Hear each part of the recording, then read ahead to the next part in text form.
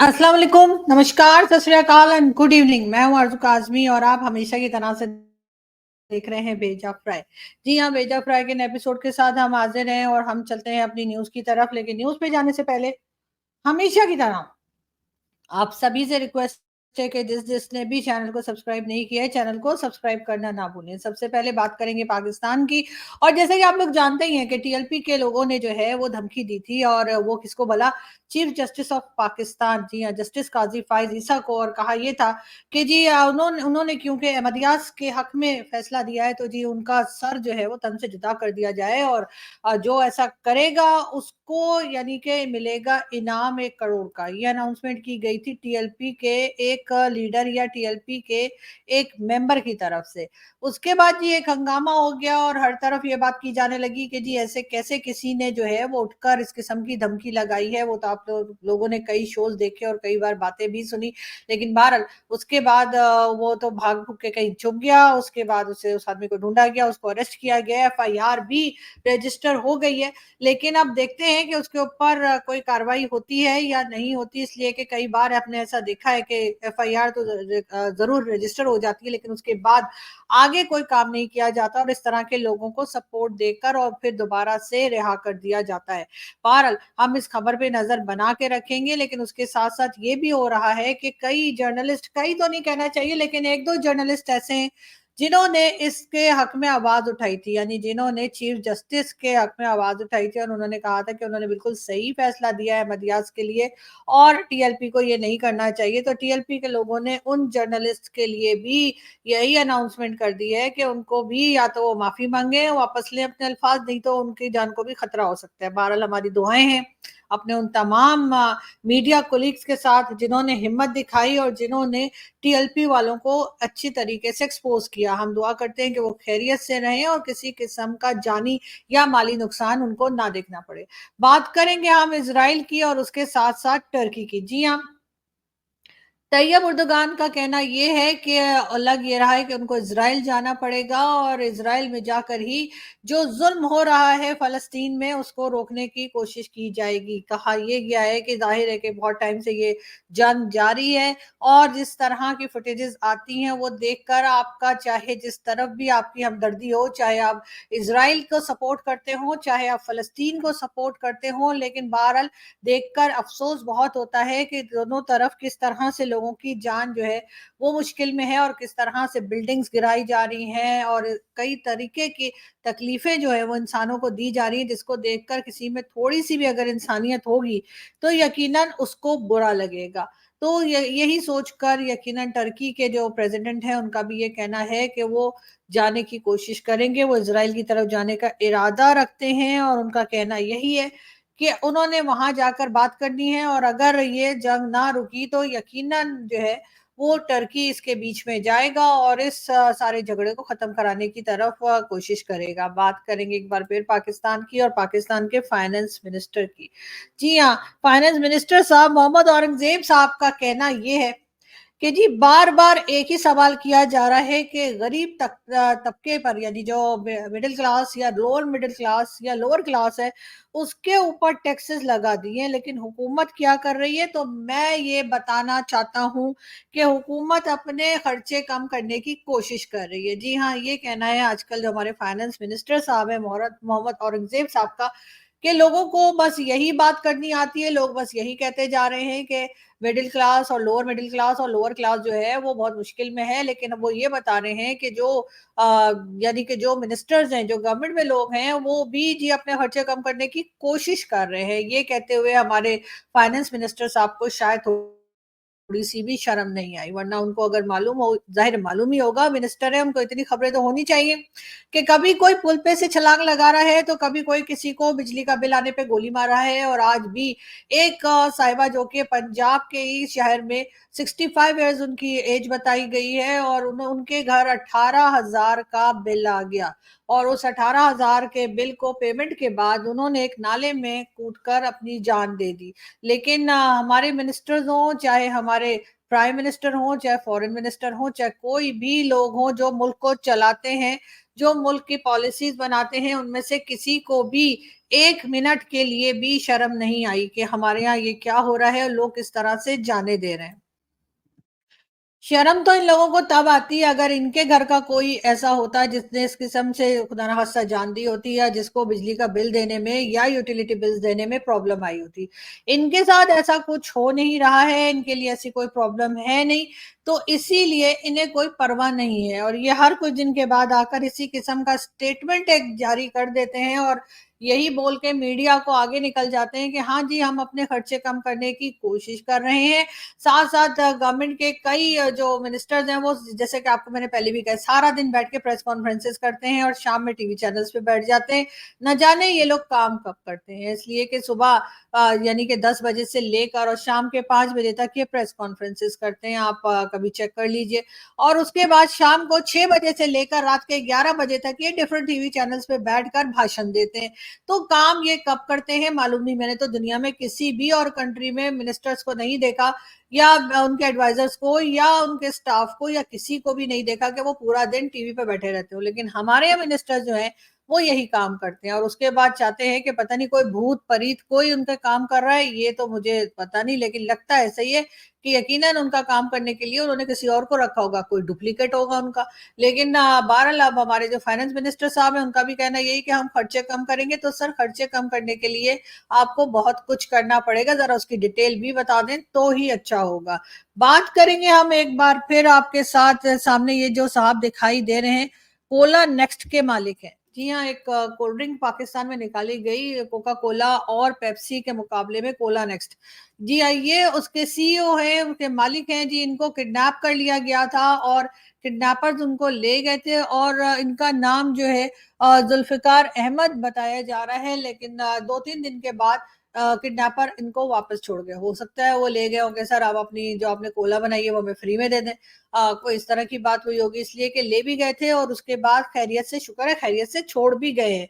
मगर ये बात समझ में नहीं आई कि क्यों ले जाया गया था और ना ही अभी तक इन्होंने कोई डिटेल्स बताई हैं कि इनको ले जाने के बाद इनसे डिमांड क्या की गई। या तो ये कहा होगा कि ये कोला कैसी है, तो मत ही बनाओ तो अच्छा है, या फिर कहा होगा बहुत अच्छी है, हमें फ्री में दे दो, पूरा साल का कोटा दे दो, या क्या बात हुई है। लेकिन बहरहाल इनकी तरफ से कोई भी स्टेटमेंट नहीं आया है। इसका मतलब है कि सब खैरियत है। बहरहाल वो घर पहुंच चुके हैं और अब कहा ये जा रहा है, जो लोग बात कर रहे हैं वो ये कह रहे हैं, जो पाकिस्तान में रहने वाले लोग जो पाकिस्तान में बिजनेस कर रहे हैं, चाहे वो कोला नेक्स्ट के मालिक हो या कुछ और बिजनेस कर रहे हो, अगर वो महफूज नहीं है और उनको कोई भी आके और किडनैप करके ले जाएगा और 2-3 दिन के बाद वापस कर जाएगा, तो कोई दूसरी कंट्री या कोई भी ऐसा इंसान जो पाकिस्तानी ना हो, वो पाकिस्तान में इन्वेस्टमेंट करते हुए क्यों नहीं घबराएगा।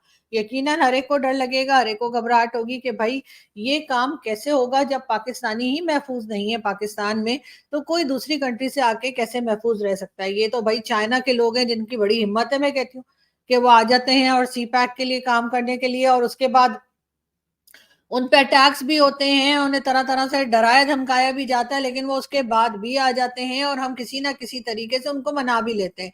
वरना तो आप देख रहे हैं कि पाकिस्तान के अपने ही जो बिज़नेस कम्युनिटी के लोग हैं, जो थोड़ा बहुत बिज़नेस पाकिस्तान में करने की कोशिशें कर रहे हैं, उन तक को पकड़-पकड़ के जो है लोग ले जाते हैं। बहरहाल बात हम ओलंपिक्स की करेंगे, ओलंपिक्स में जी स्विमिंग में भी जो है वो पाकिस्तान के जो स्पोर्ट्स के लोग गए थे, उन्होंने या एथलीट्स गए थे, उन्होंने हिस्सा लिया, हार गए।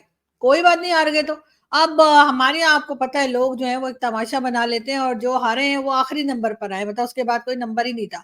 लेकिन बहुत से लोगों का कहना ये है कि जी इस तरह से मज़ाक नहीं उड़ाना चाहिए, बल्कि उनको उनकी हौसला अफ़ज़ाई करनी चाहिए, उनको कहना चाहिए कि बहुत अच्छा है कि आपने हिस्सा लिया। मैं भी यही कह रही हूँ जी, उनकी बड़ी तारीफ़ होनी चाहिए और कहना चाहिए कि बहुत अच्छा हुआ कि आपने मतलब हिस्सा लिया, कम से कम आप डूबे नहीं, ये भी शुक्र है। कि आप ज़िंदा सलामत वापस बाहर आ गए, बहुत बड़ी खुदा की मेहरबानी है कि आप खैरियत से बाहर आ गए, वरना आखिरी नंबर के बाद और कहीं जाने की जगह नहीं थी, वरना शायद आप वहाँ चले जाते। बात सारी ये कि ठीक है, मैं खुद कहती हूँ कि पाकिस्तानी जो स्पोर्ट्स के लोग हैं, उनको इतनी फैसिलिटीज़ नहीं देती गवर्नमेंट, उनके ऊपर इतनी मेहनत नहीं की जाती, उनको कोचिंग वगैरह नहीं मिलती और फिर किसी ना किसी ने तो आखिरी नंबर पे आना ही था ना, तो हमारा खिलाड़ी अगर आ गया तो मुझे नहीं पता कि बाकी सब लोग इतने परेशान क्यों हो गए। हर एक बातें बना रहे हैं, हर एक कह रहे हैं हाँ ये आखिरी नंबर पर आ गया, तो चले किसी नंबर पर तो आया है ना। जब हमारा पासपोर्ट जो है वो चौथे नंबर पर हो सकता है, मतलब नीचे से, जी हाँ, अगर हमारा पासपोर्ट जो है वो आखिरी नंबर से जो है वो 4th नंबर पे है और अभी से नहीं सालों से, उसपे तो हमें कोई शर्म नहीं आती। हमें जो है लोग कहते हैं कि जी करप्शन में हम सबसे आते हैं, भीख मांगने में हम सबसे आगे हैं। हमारे लोग जो हैं वो सऊदी अरब हो गया, गल्फ की कोई भी कंट्री हो गई, यूरोपियन कंट्री हो गई, कहाँ-कहाँ जाके भीख मांगते हैं और नंबर 1 पे आते हैं, लेकिन आज तक किसी ने गोल्ड मेडल नहीं दिया। अजीब लोग हैं, हालाँकि पाकिस्तानी उसमें बहुत आसानी से मेडल ले सकते हैं, यानी कि भीख माँगने में मेडल लेना बहुत आसान है पाकिस्तान के लिए। कहाँ-कहाँ जाके हमारे लोगों को पकड़-पकड़ के अभी गल्फ वालों ने निकाला है, आप लोग भी जानते ही हैं। उसके बाद हमारी गवर्नमेंट जो है वो भी कभी कहती है चाइना से पैसे दे दो, कभी कहती है सऊदी अरब से कहती है पैसे दे दो और कभी कहती है यूएई से पैसे दे दो। और जब वो लोग पैसे दे देते हैं तो उसके बाद कुछ टाइम के बाद जब वो पैसा वापस करने की बारी आती है तो फिर हमारे मिनिस्टर्स पहुँच जाते हैं और कहते हैं कि जी ऐसा है कि तीनों के पैसे मिलाकर यानी तीनों के फंड्स मिलाकर चाइना, सऊदी अरब और यूएई तीनों के फंड्स मिला के $12 बिलियन हैं जो पाकिस्तान ने वापस करने हैं। अब कोई लेके दिखा दे, कोई माई का लाल जिसमें हिम्मत है जो कहता है कि जी मैं पाकिस्तान से पैसे वापस लेके दिखाता हूं तो वो मेरे सामने आ जाए और मुझे ये साबित कर दे कि पाकिस्तान पैसे देगा। नहीं जी, पाकिस्तान ने इन कंट्रीज को कहा है कि जी हम दे देंगे, भागे नहीं जा रहे, ऐसे क्या हो गया। तो लेकिन ये है कि 3 से 5 साल के बाद देंगे। अब 3 से 5 साल के बाद वो जो लेने वाले हैं पता नहीं उनको कितनी ऊपर वाले ने लाइफ दी है, और जो ये देने वाले हैं तो पहले ही भाग जाएंगे। आपको मालूम है कि इन्होंने तो कहीं कनाडा चले जाना है, तो किसी ने यूएई चले जाना है, तो किसी ने अमेरिका चले जाना है, ये या कोई लंदन भाग जाएगा। तो इन्होंने तो रहना नहीं है 3 से 5 साल। अब उसके बाद आने वाली जो गवर्नमेंट्स है ना, उनको सोचना चाहिए कि ये जो 3 से 5 साल का मजीद टाइम ले रहे हैं सऊदी अरब, यूएई और चाइना से कि जी वो $12 बिलियन हम बाद में दे देंगे, तो वो लोग सोच लें कि उन्होंने फिर अगला उन्होंने कौन सा मतलब कौन सी कहानी सुनानी है उनको, कौन सी जुगाड़ लगानी है, कौन सा चूरन खिलाना है, कौन सी टोपी पहनानी है, जिससे कि उनको पैसा ना देना पड़े। बहुत लोग परेशान होते हैं जी, भारत से भी बहुत लोग परेशान होते हैं और वो हमें कहते हैं कि जी हम बड़े परेशान, बड़ा देखते हैं भाई पाकिस्तान ने तो बहुत कर्जा ले रखा है, कैसे देंगे आप लोग, चाइना तो कब्जा कर लेगा। तो कर लेना, हम कब मना कर रहे हैं, करके दिखाए हमें। इसलिए कि हम लोग ऐसे है ना कि हमारे ऊपर कोई कब्जा नहीं करता। हमें वो जो टीटीपी वाले हैं ना, वो भी बस वैसे ही शुगल लगा के रखते हैं, कभी इधर से कभी उधर से, कभी इधर से अटैक कभी उधर से अटैक।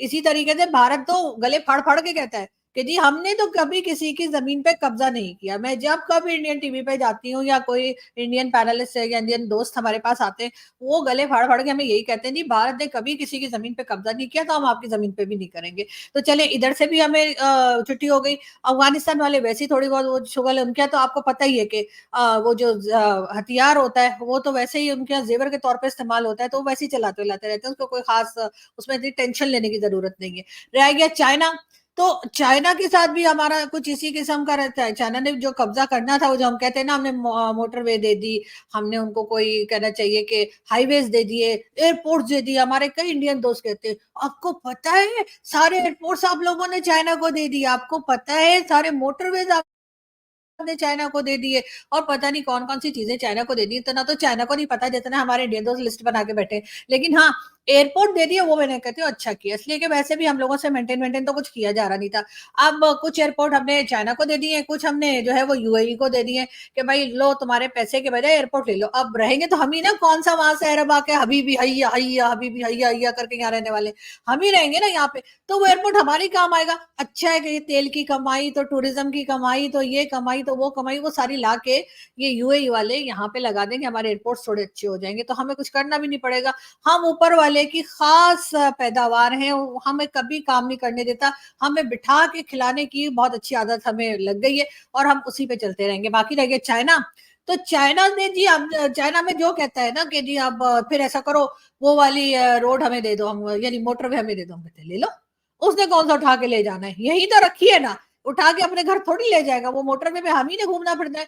अब उनको कह दिया ले लो तो ले लो, मतलब या तो वो ये कहता है ना कि कोई गोल्ड है तो वो आप हमें दे दें, मॉर्गेज कर दें, आपके पास कोई गाड़ी है तो मॉर्गेज कर दें, तो हमें समझ भी आती है कि गाड़ी चला के वो अपने घर ले जा, मतलब चाइना में ले जाते या हमारा गोल्ड उठा के ले जाते। हमने उनको ऐसी चीजें दी हैं जो वो कहीं नहीं ले जा सकते, यहीं रहेगी, मतलब मोटरवे हमारे पास ही रहेगी, ठीक है ना। और अगर हमने उनको कोई बिल्डिंग दे दी है, कोई एयरपोर्ट दे दिया, कुछ दे दिया, तो वो कौन सा उठा के ले जाएंगे, यहीं पे रखेंगे ना। और हम लोग ऐसे हैं कि जहां चाइना ने थोड़ी सी चूक की पैसे देने वापस हमें हमें अगर ऐसा बोला कि जी चाइना ने ये कहा कि जी आपने हमसे फंड लिया था वापस कर दें। उसके साथ ही हमारे यहाँ से वो बीएलए वाले भी निकल आते हैं, इधर से टीटीपी वाले भी निकल आते हैं और 2-3 बंदे जो है ना वो उनके फड़का देते हैं चाइना के।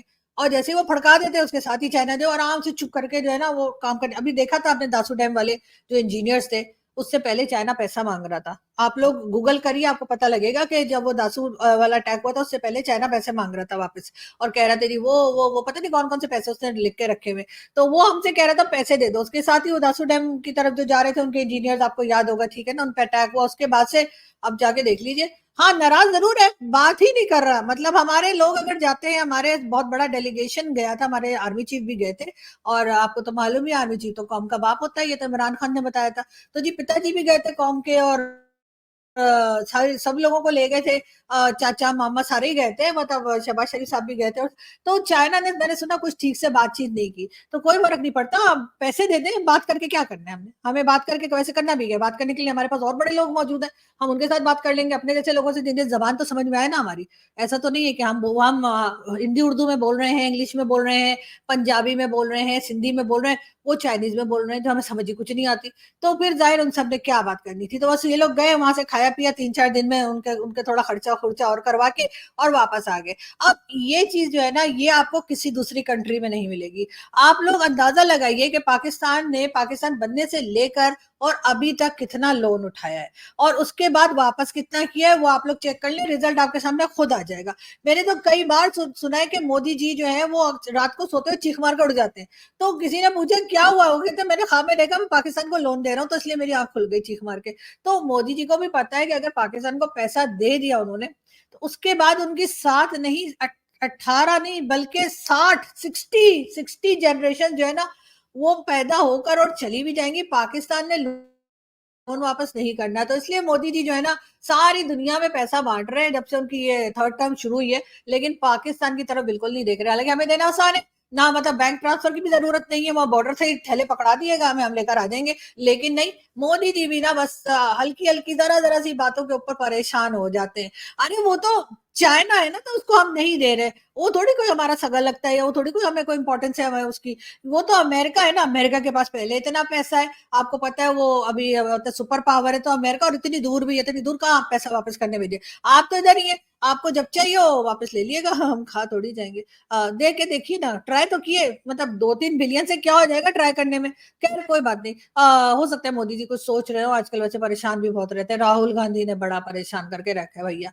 हर वक्त कुछ ना कुछ बोलते रहते हो अपने पार्लियामेंट में खड़े होके कभी क्या और कभी क्या लेकिन ये है कि मोदी जी जो है उन्हीं की सुन सुन के ना मोदी जी के मुझे लग रहा है सर में दर्द हो गया और वो पाकिस्तान की तरफ देख ही नहीं रहे लेकिन खैर हम बात कुछ और कर रहे थे और हम कहीं से कहीं निकल गए तो हम जी आपको न्यूज बता रहे थे और वैसे भी आपको पता है मुझे फजूल बातें करने की आदत तो है नहीं ठीक है ना मैं आपको सिर्फ न्यूज बताती हूँ आपने सुनी सुनी नहीं सुनी लेकिन हाँ ये जरूर है कि एक बार फिर कह रही हूँ कि चैनल सब्सक्राइब कर लीजिए किया किया नहीं किया वो अलग बात है लेकिन खैर हम न्यूज की तरफ चलते हैं ना फिर आप लोग कहेंगे अजीब तरह तरीके से न्यूज बताती है और फिर कई लोग कहते हैं ये कौन सा तरीका है जी जर्नलिज्म का मैंने कब कहा कि ये जर्नलिज्म का तरीका है ये तो मेरा तरीका है मैंने निकाला है और मैं ऐसे ही न्यूज बताती हूँ अगर आपको बहुत सीरियस किस्म की तरीके से न्यूज सुननी है जिससे आपको लगे हाय क्या हो गया दुनिया में तो आप कहीं और जाके देख लीजिए इसलिए कि हमारे अगर आप न्यूज सुनेंगे तो आपको सब कुछ मिलेगा लेकिन टेंशन नहीं मिलेगी खैर हम आगे बढ़ते हैं और हम आपको ये भी बताइए देखिए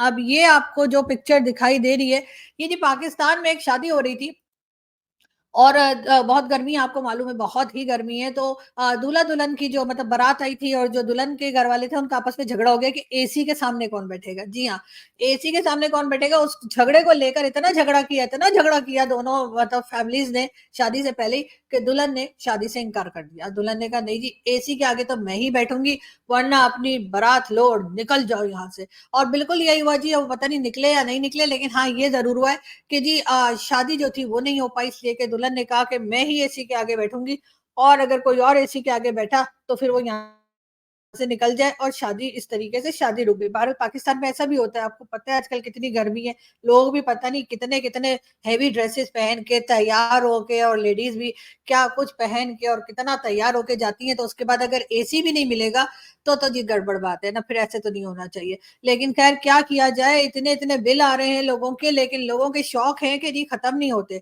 अब एक तरफ लोग कहते हैं पाकिस्तान में खाने को नहीं, लोग बहुत परेशान है, खुदकुशियां भी कर रहे हैं, क्या कुछ हो रहा है। लेकिन अगर आप किसी मॉल में चले जाएं, फॉर एग्जांपल इस्लामाबाद में मैं रहती हूँ, अगर आप सेंटोरस मॉल जो यहाँ का सबसे बड़ा मॉल कहलाता है, अगर वहां चले जाएं तो गाड़ी पार्क करने की जगह नहीं मिलती।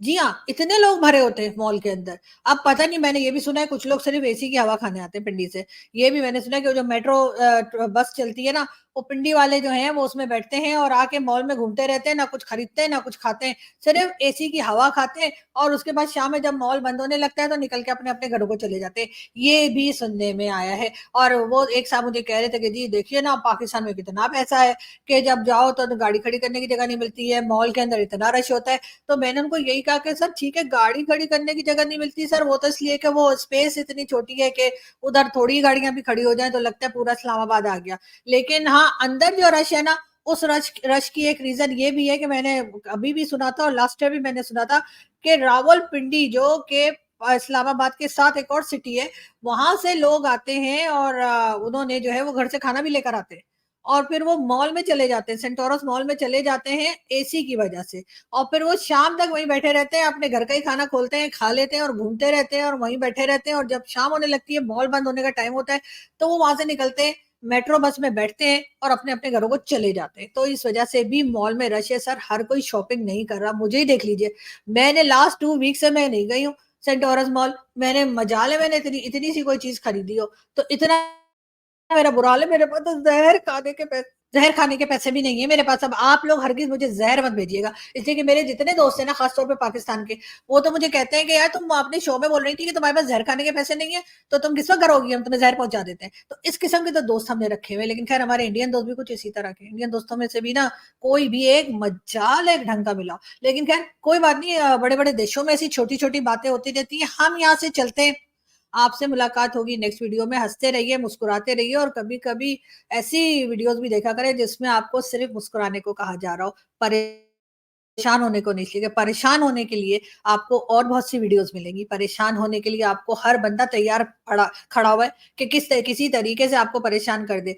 लेकिन आपको बहुत कम लोग ऐसे मिलेंगे जो ये कोशिश करेंगे कि आपके चेहरे पे थोड़ी सी मुस्कुराहट आ जाए, और उसी में से एक साहब ये जिनकी वीडियो में दिखा रही हूँ और साथ ही में जा रही हूँ। मिल रही थी। हाँ, बात हकीकत है। हकीकत है। फिर क्या मैंने हुआ? उसका वाला आया, मैंने चलानी नहीं आई मुझ पे। फिर ये सोच करी मैंने चल मैं मुझ पे चलानी नहीं आती, छोटी मोटी गाड़ी देता तो चलाता। ठीक सही है ना? ठीक। खड़ी कहाँ करता उसको? ट्रेन को। तो ये बात हकीकत है। हकीकत है, बिल्कुल। बिल्कुल। तो इंजन भी मिल लिया था या सब खाली कुछ वही मिल बस? गया था, जब ट्रेन के साथ सब कुछ मिलेगा तो सब कुछ ही मिल गया, समझ लो है नहीं? तो गांव में जगह ना वो घर में जगह होने की वजह से आपने मना कर दिया? मना कर दी बस। क्या बात है यार, देख रहे हो। जी, तो ये साहब थे जिनको जहेज में ट्रेन मिल रही थी, लेकिन घर में जगह नहीं थी, कहाँ खड़ी करते, इसलिए उन्होंने मना कर दिया। वरना वो कह रहे थे सब चीजें थी, इंजन-विंजन सब मिल रहा था, लेकिन ज़ाहिर है घर में खड़े करने की जगह नहीं थी। कह रहे थे गाड़ी-वाड़ी दे देते तो सही था, लेकिन ये तो ट्रेन दे रहे थे। लेकिन ये मुझे माइंड ना किएगा, इंडियन लग रहे थे। इसलिए कि फेंकने की आदत हम लोगों की भी है, पाकिस्तानियों की। हम भी बड़ी लंबी-लंबी फेंकते हैं, लेकिन इतनी लंबी तो हम नहीं फेंकते। लेकिन खैर कोई बात नहीं, आपसे मुलाकात होगी नेक्स्ट वीक में, सॉरी नेक्स्ट वीक कह रही हूँ, अगली अगली वीडियो में। सॉरी, मुझे भी धूप लग गई है, मुझे लग रहा है मेरे मुँह में। खैर आपसे मुलाकात होगी नेक्स्ट वीडियो में। अपना बहुत सारा ख्याल रखिएगा, हँसते रहिए, मुस्कुराते रहिए, सब लोग खुश रहिए, और अगर किसी को कोई परेशानी है तो ठीक हो जाएगा जी, टाइम है, निकल जाता है और फिर सब कुछ ठीक हो जाता है, तो इसलिए परेशान मत होइए। थैंक यू, फिर मिलते हैं।